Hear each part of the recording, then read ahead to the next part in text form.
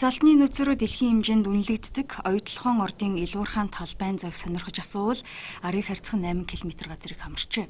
Гэхдээ үүгээр хязгаарлаж харах боломжгүй 60 жил ашиглах баялагын хамгийн үнцэнтэй хэсгийн олборлолт газрын гүний 1300 м-т 230 км дүүцэлбэл Улаанбаатараас Дархан хүртэлх урт хонголт хийгднэ гэхээр яалтчгүй дэлхийн хамгийн том уурхай тооцогдож байгаа нь аргагүй маа.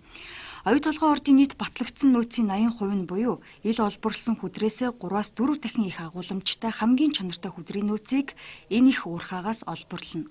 Одоогийн байдлаар оюут толгой ил уурхаагаас олборлсон хүдрээ баяжуулж байна. Уурхаан хамгийн өндөр бүтээмжийг бий болгох үйл явц үндсэндээ далд уурхаад өрнөнө.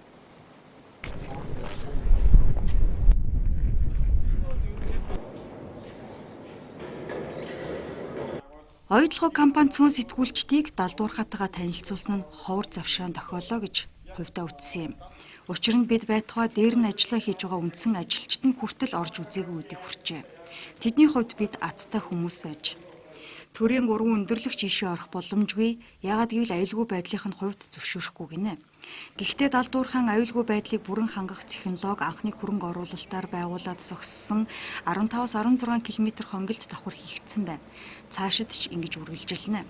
5 метрийн өргөнтэй, 5.5 метрийн өндөртэй түнэр харанхуй хонгол руу орохын тулд эхлээд заавал аюулгүй байдлын зааварчилгаа авна.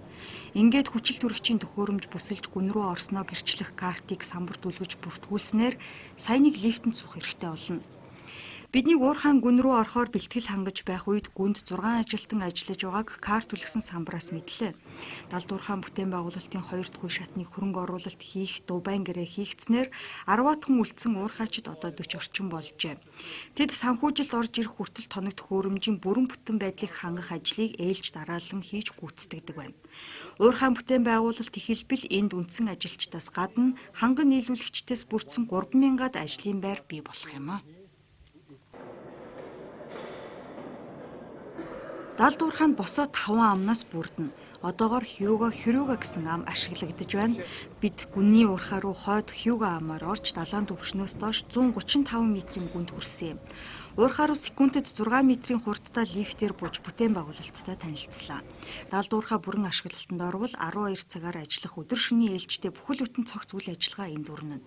Машины засвар үйлчилгээ, шатгуун түгэх станц, офис, хоолны газар болон бусад шаардлагатай ажлын байрууд энд бий болно гэхээр газар дээрхээс ялгагдахааргүй ажлын өдрүүд газар доор үргэлжлэх нэ.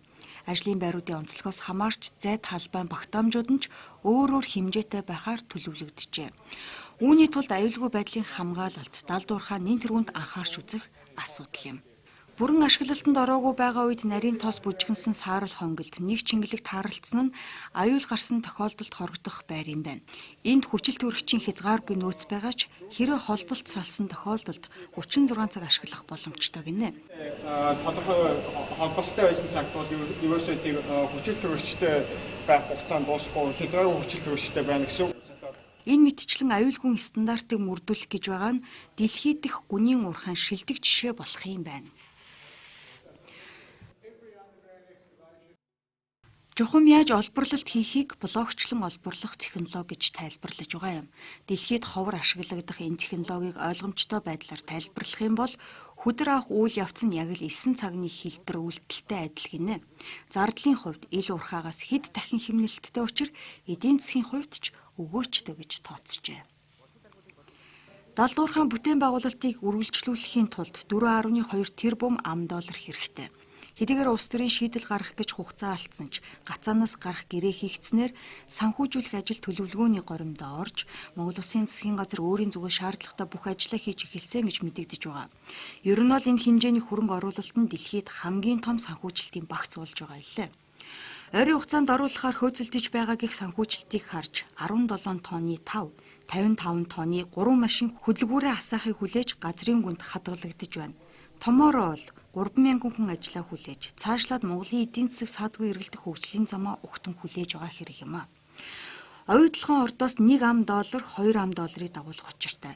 Жухам засгийн газрын зөв шийдвэр бас цаг хугацааны үнц нь өгөөжийг өгөөж чигээр нь үлдээх буй за. Одоогоор ашиглагдаж байгаа ил уурхаагаас энэ жилийн 3 дугаар улирлын байдлаар 226 мянган тонн баяжмал борлуулж 431.7 сая Америк долларын орлого олсон нь 2 дугаар улирлынхаас 2.5%-аар дахин үйжээ. Хэдийгээр засгийн үн буурсан ч борлуулалтын хэмжээг инхүү нэмэгдүүлж чаджээ. Эрхчил борлуулалтаа тасралтгүй барьж чадна гэж ойдлогоо компани үзэж байна. Учир нь баяжмлынхаа 80% борлуулах борлуулалтын гэрээг амжилттай хийжээ. Инх тайвны гүрийг 7 нухалсантай тэнцэх туузан урсгал ил уурхаагаас олборлсон хүдрийг баяжуулах үйлдвэрт хүргэх зориулалттай. Монгол байгуулагдсан хамгийн том энэхүү үйлдвэр нь хоногт 100 мянган тонн хүдэр боловсруулж, үүнээсээ жилд 700 мянган тонн засгийн баяжмал үйлдвэрлэж байна. Далдуурхаан цехник эдийн засгийн үндэслэлийн хөрөнгө оруулалтын тооцоог шинжлэх ажил төлөвлөснийхэн дагуу 2016 оны 1-р улиралдаа дуусч амжуул санхүүжилт олох ажил эрчтэй өрнөх үзээ. Ямар ч үл байсан далдуурхааг ашиглалтанд орвол Монгол улс жилдээ 1.8 сая тонн засгийн баяжмал борлуулад байх чадaltaй болно. Манай гол худалдаа авагч бүгд найрамдагчдаар тус засгийн нийт эрэлтийн 45%-ийг дангаараа эзэлдэг. Гэтэл хөршайлын эдийн засгийн удаашрал ойрхоноос жишээ татвал өнгөрсөн жилийн засгийн 6500 ам долларын ханшинд эргүүлэн авчирч чадхааргүй байна. Өөрөөр хэлбэл зах зээл дээр ашигт малтамлын гол нэрийн 10 бүтээгдэхүүний үн сүүлийн 7 сард 40%-аар буужээ. Учир нь Хятад товарын топ 10 импортоос 150 тэрбум Америк доллар татсантай холбоотой. Гэхдээ зарим шинжээчид эрэл нэмэгдвэл 5,000 дотор эргэлдэж байгаа зэсийн үн өсөгч 2019 он гэхэд 6,500 ам долларт л чүйтэй айтай хүрнэ гэж таамаглацгааж байна. Манай улсын хувьд үүгээр уул уурхаан супер цикл дуусч байна гэж эдийн засгчид баттаа үзэж байгаа. Харин үнийн бууралтын эсрэг олборлолтоо нэмэгдүүлж илүү ашиг олохоо бодох цаг бидэнд тулгарчээ.